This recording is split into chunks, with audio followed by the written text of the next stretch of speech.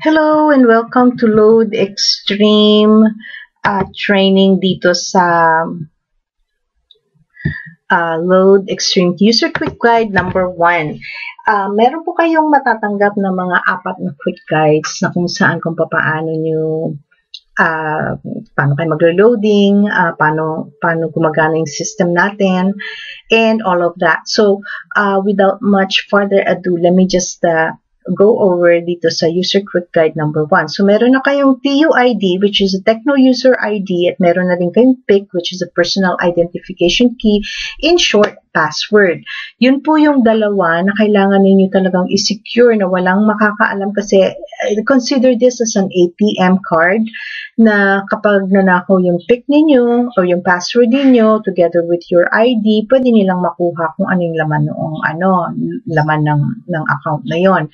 This is different from yung mga traditional na loading business ng telcos natin na Globe, Smart, Sun, na kung saan yung load wallet, yung pondo, is actually connected doon sa SIM. Kaya kapag kunyari may nanakaw yung phone ninyo, or nasira yung phone ninyo, nasira yung SIM, kumbaga parang apektado yung load wallet ninyo, not here sa Load Extreme. So let me just show you how. First of all, let's go to the second page. Ito po yung mga commands of how to load. Make sure na pag sinabi nilang space ang ilalagay. Pag sinabi nilang slash po ang ilalagay. Pag sinabing yun lang yung characters na ita-type natin, yun lang po ilalagay natin. So, most of the commands starts with an LX and then space. Yun po ang ating mga So, makikita ninyo dito, ang over the air, ito po yung mga directly na sa customer. So, ito yung mga pwede ninyong ilagay as a template sa phone and then just change it. Backspace lang po dito sa product code tsaka customer cell phone number. So, for this, for example, dito po sa ating over the air, LX space, load space, yung ID ninyo, space, yung PIK ninyo, na system generated for now, space, product code, which is nandoon po sa ating quick guide number 5, mamaya papakita namin sa inyo, space, and then yung cellphone ng customer ninyo na luludan nyo. So, ganito pong itsura niya. Dito may space po dyan, and then another space dito, space, and then yung customer recipient number. Dalawa po ang klase ng load natin. Yung isa, yung directly nga sa customer, and yung isa, yung as if parang bumili sila ng card. And then, i-scratch nila, and then i-register nila. Ito po yung pangalawa. Ito yung una, directly po sa phone nila.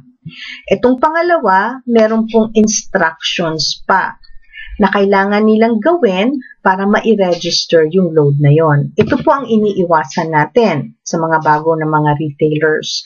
So, make sure na lahat po ng mga, for now, lahat po ng mga product na ilo-load natin, may X sa dulo.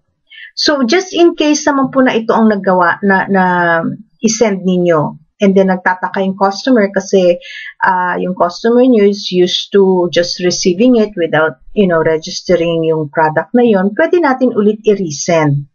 And then this time, wag nilang buburahin kasi nandoon po yung mga instructions kung papaano i-register yung load na binili sa inyo. And then meron din po kasing papiso-piso.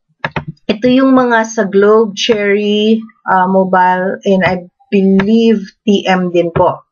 So, ito yung mga minsan magpapaload sa inyo 29 pesos, 33 pesos. Ang ang amount na pwede nyong loadan is from 20 to 150 pesos. Kasi mostly po sa mga products natin, ang discount na nakukuha natin is 8 to 9, 7, 8, 9, depende sa binibigay sa atin ng mga telcos, and depende din sa laki ng amount na ng denomination na niloload natin sa customer. So, ito po, Cherry, Globe, ABS-CBN. ito ang papiso-piso airtime. So, LX space, OTA, space, ID number, and this time slash, wala pong space, slash, PIK slash telco, which is any one of this. And then yung amount niya, walang cents. So, kunyari kung 29, 29 lang pa po. 29. Slash, and then yung customer cell phone number. Okay? And then, meron din po tayong internet. Pwede tayong mag-load ng via internet. Punta lang tayo sa www.loadextreme.ph. Ito lang po ang ating official na website. And then, makikita nyo itong section na ito. Kung gusto nyo mag-load, andi dito po siya. Makikita nyo all of it, mga drop-down menu. And then, piso-piso, papiso-piso, ito po siya. And then, naglo-loading kasi tayo ng insurance from Malayan. Makikita natin mamaya sa quick guide yun, sa price list, and then sa product guide.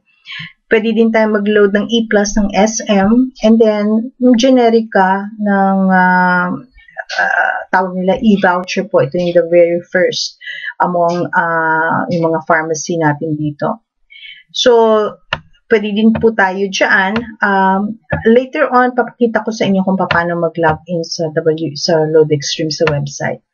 And then, of course, itong mga commands na to, kapag ginamit nyo sila, like changing your PIC, inquiring your load balance, changing your address, meron po siyang piso na tatanggalin na service charge doon sa load wallet ninyo. Just disregard this one po kasi this is for the mga dealers na katulad ko po.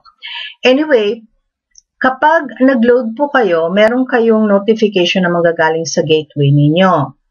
Makikita nyo doon kung ano yung niloadan na number, ano yung product na niload, at saka kung ano yung balance ninyo. So, if, for example, hindi nyo naman talaga kailangan makita yung balance ninyo, huwag nyo na po munang gamitin ito. There's also one way na makikita nyo lahat ng ito without the charge na piso. That is going to yung loadextreme.ph nga. So, anything that is SMS na sinisend nyo at ito ang mga commands, meron po siyang piso na service charge. Kapag sa loadextreme.ph at gusto nyo i-check kung sino yung mga naloadan nyo, naload din po yan. So, itong mga commands na to, isi-send nyo sa gateway.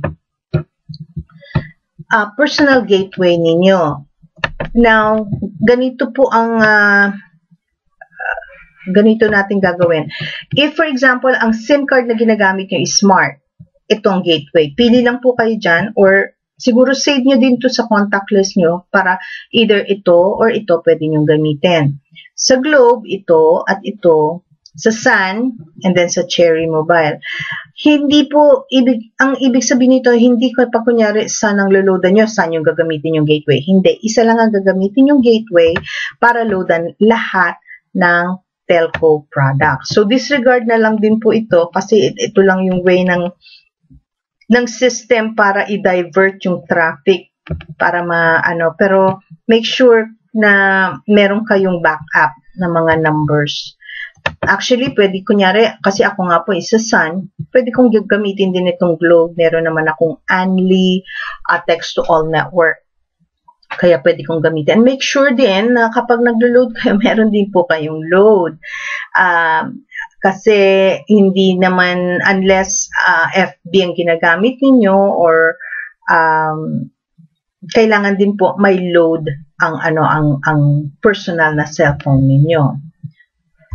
And then, pakibasa na lang yung mga yan. Meron na rin tayong loading via Facebook Messenger. Just make sure na dito po tayo nakikichat ha sa LX on Messenger. And then, kailangan din kasing may access sa internet para dun sa loadextreme.ph dahil merong registration process or you scan this code para mag-umpisa. Pwede nyo i-try. Then, if you have any questions, just let me know na lang. And then, of course, yung mga security natin, never ninyong i-share ang PIC ninyo with anyone else, even kapag kausap niyo ang customer service sa ating main office, hindi po nila tinatanong ang PIC. Tinatanong lang nila kung ano yung pangalan na nakaregister, yung phone number na nakaregister, yung ID ninyo, in case na kailangan yung kausapin ng customer service sa main office. Phone number po nila is 311-3000. So, pakibasa na lang po itong mga ito. Never use previously used PIC kasi may history po yan. Kapag kunyari nasa computer shop kayo, don't go to any unofficial websites ng Loadex, unofficial websites na hindi naman sa Loadex stream. Sa FB, marami po yan na mga invitation for free daw na mga rewards and bonuses na Load Wallet na tatanungin yung ID ninyo, ID number ninyo, at saka yung PIC nyo. Never, never, never po na i-share nyo yung mga information na yon. And we are very, very passionate na i-inform yung mga retailers and mga members na never, ever share your PIC with anyone. So, kapag meron po kayong na parang suspicious kayo na parang may nagnanakaw ng ng Load Wallet, just call the hotline po na 311-3000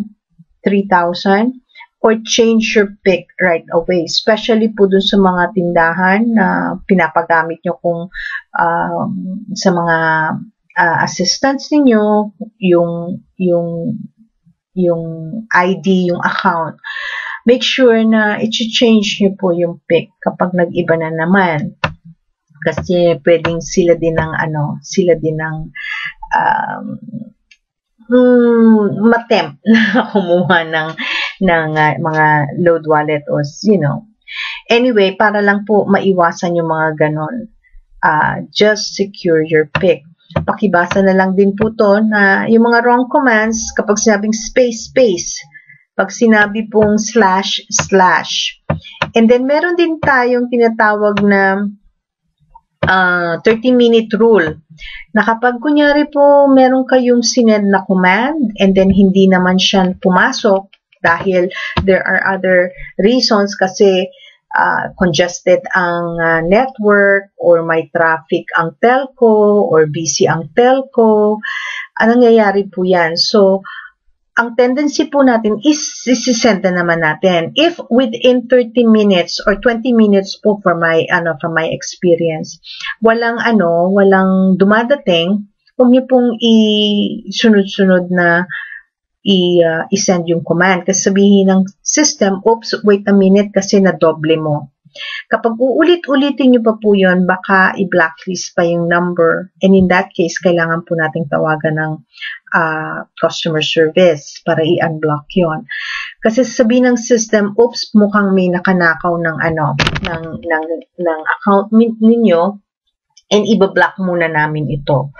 Dahil for your own security protection.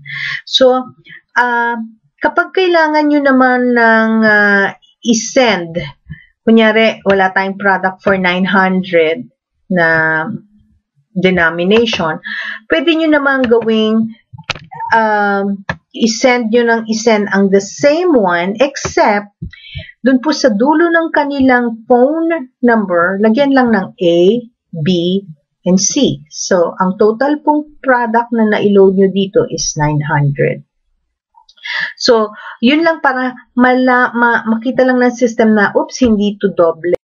Unique pala ito. Kaya pwede nyong sunod-sunodin within 20 minutes na hindi naman kayo din i-block. So, kung may questions po kayo, pwede nyo akong i-PM o pwede nyo akong i-text. And then, if kailangan po natin ng makontak ang main office, ito po, 311-3000 or pwede kayong mag-login sa loadexstream.ph or go to loadexstream.official. Alright, so hopefully clear po itong ating training dito sa loading system. And if you have questions again, just let me know. And on to the second one.